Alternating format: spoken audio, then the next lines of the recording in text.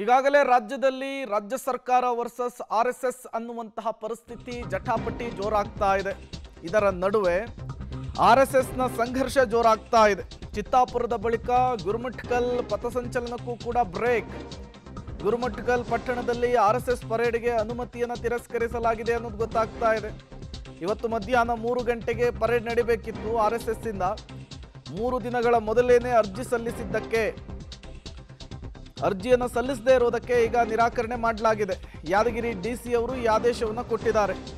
ಈ ಮೂಲಕ ಚಿತ್ತಾಪುರದಲ್ಲಿ ನಡೀತಾ ಇರುವಂತಹ ಈ ಸಂಘರ್ಷ, ತಿಕ್ಕಾಟ, ಹಗ್ಗಜಗ್ಗಾಟ ಅದರ ವ್ಯಾಪ್ತಿ ರಾಜ್ಯದ ಹಲವು ಜಿಲ್ಲೆಗಳಿಗೂ ಕೂಡ ವ್ಯಾಪಿಸಿಕೊಳ್ತಾ ಇರೋದು ಸ್ಪಷ್ಟವಾಗಿ ಗೊತ್ತಾಗ್ತಾ ಇದೆ.